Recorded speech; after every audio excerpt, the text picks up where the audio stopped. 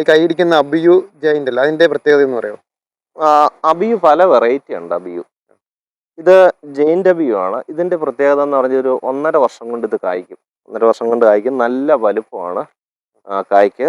അതുപോലെ നല്ല മധുരമുണ്ട്. കാണുന്നത് ഒരു പ്രത്യേക തരത്തിലുള്ള അവക്കാഡോ ചെടിയല്ലേ? ഇതിന്റെ പ്രത്യേകത എന്താ? ഇതിന്റെ പേരെന്താ? ഇത് അവക്കാഡോ നമ്മൾ പൊതുവേ നമ്മുടെ ഒരു ധാരണ നമ്മുടെ തണുപ്പ് കാലാവസ്ഥയിലാണ് അവക്കാഡോ കൂടുതൽ ഉണ്ടാകുന്നത്. ഇത് ട്രോപ്പിക്കൽ അവക്കാഡോയാണ്. അതായത് നമ്മുടെ ഈ ക്ലൈമറ്റ് ഇപ്പം നമ്മുടെ കേരളത്തിന്റെ കാലാവസ്ഥയിൽ ചൂടുള്ളോടത്തും തണുപ്പത്തും എല്ലാം നന്നായിട്ടുണ്ടാകുന്ന അവക്കാഡോയാണ്. അതിന്റെ ഗ്രാഫ്റ്റ് തൈയാണിത്. ഹായ് ഫ്രണ്ട്സ്, അങ്ങനെ നമ്മൾ വീണ്ടും ഏതൻസ് നേച്ചറിലാട്ടോ കാഞ്ഞാറിലുള്ള. അപ്പോൾ ഇവിടെ ട്രോപ്പിക്കൽ അവക്കാഡോ ഉണ്ട്, അതുപോലെ തന്നെ ഗൈൻഡ് അബിയു ഉണ്ട്. അപ്പോൾ ഈ രണ്ടിനെ കുറിച്ചുള്ള വിശദമായ കാര്യങ്ങൾ നമ്മുടെ ജിയോഗ്രീൻ സാർ നമ്മൾ സംസാരിക്കുന്നുണ്ട് കേട്ടോ. അപ്പോൾ നമുക്ക് അദ്ദേഹത്തിൻ്റെ വാക്കുകളിലേക്ക് ശ്രദ്ധിക്കാം. ലിവേഴ്സിൻ്റെ എല്ലാ പ്രേക്ഷകർക്കും കൂടി പുതിയൊരിലേക്ക് സ്വാഗതം. ഈ കൈയിരിക്കുന്ന അബിയു ജൈന്റ് അല്ല, അതിൻ്റെ പ്രത്യേകത എന്ന് പറയോ? അബിയു പല വെറൈറ്റി ഉണ്ട്. അബിയു ഇത് ജെയിന്റ് അബിയു ആണ്. ഇതിന്റെ പ്രത്യേകത എന്ന് പറഞ്ഞാൽ ഒരു 1.5 വർഷം കൊണ്ട് ഇത് കായ്ക്കും. 1.5 വർഷം കൊണ്ട് കായ്ക്കും. നല്ല വലുപ്പമാണ് കായ്ക്ക്. അതുപോലെ നല്ല മധുരമുണ്ട്. ഇത് നമ്മൾ തന്നെ പ്രൊഡക്ഷൻ നടത്തുന്നതാണ്. നമ്മളിത് ഹോൾസെയിലായിട്ടും റീറ്റെയിലായിട്ട് ഇത് നൽകുന്നുണ്ട്. ഇതിനിപ്പോൾ അടുത്ത വർഷത്തേക്കിന് ഇത് കായ്ക്കും. ഈ തൈ കായ്ക്കും. നിലവിലിപ്പം പുതിയതായിട്ട് ഇറങ്ങിയ പഴച്ചെടികളിൽ നല്ലൊരു പഴച്ചെടിയാണ്. അത്യാവശ്യം മധുരമുണ്ട്. അകത്ത് ഒരു കുരുവാണുള്ളത്, 1-2 കുരു.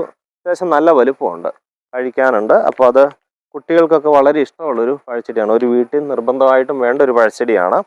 ഇപ്പം നമ്മുടെ ഇവിടെ എല്ലാം അത്യാവശ്യം എല്ലാം അടുത്തുമായി വീടുകളൊക്കെ ആയിട്ടുണ്ട്. ഇനി ഇല്ലാത്തവരെ സംബന്ധിച്ച് ഈ അബിയു തീർച്ചയായിട്ടും നിങ്ങളെ വീട്ടിൽ വയ്ക്കേണ്ട ഒരു പഴച്ചെടിയാണ്. ഒരു പ്രത്യേക തരത്തിലുള്ള അവക്കാഡോ ചെടിയല്ലേ? ഇതിന്റെ പ്രത്യേകത എന്താ? ഇതിന്റെ പേരെന്താ? ഇത് അവക്കാഡോ നമ്മൾ പൊതുവേ നമ്മുടെ ഒരു ധാരണ നമ്മുടെ തണുപ്പ് കാലാവസ്ഥയിലാണ് അവക്കാഡോ കൂടുതൽ ഉണ്ടാകുന്നത്. ഇത് ട്രോപ്പിക്കൽ അവക്കാഡോയാണ്. അതായത് നമ്മുടെ ഈ ക്ലൈമറ്റ് ഇപ്പം നമ്മുടെ കേരളത്തിന്റെ കാലാവസ്ഥയിൽ ചൂടുള്ളോടത്തും തണുപ്പത്തും എല്ലാം നന്നായിട്ടുണ്ടാകുന്ന അവക്കാഡോയാണ്. അതിന്റെ ഗ്രാഫ്റ്റ് തൈയാണിത്. ഇത് വെച്ച് കഴിഞ്ഞാൽ ഒരു 3 വർഷത്തിനുള്ളിൽ ഇത് കായ്ക്കും.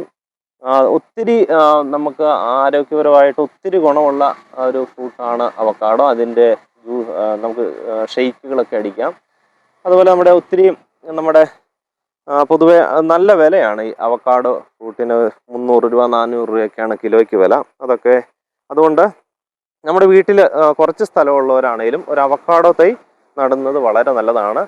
കുട്ടികൾക്കൊക്കെ ആണെങ്കിലും അതിൻ്റെ പഴമൊക്കെ ഷെയ്ക്ക് പോലെയൊക്കെ ഉണ്ടാക്കി കൊടുത്താൽ, അല്ല ചുമ്മാ കൊടുത്താലും കുഴപ്പമില്ല. ചുമ്മാ അകത്തെ ആ കുരു കളഞ്ഞിട്ട് കുറച്ച് പഞ്ചസാരയൊക്കെ ഇട്ട് കുട്ടികൾക്ക് കൊടുക്കുവാണെങ്കിൽ അവർക്ക് വലിയ ഇഷ്ടമായിരിക്കും.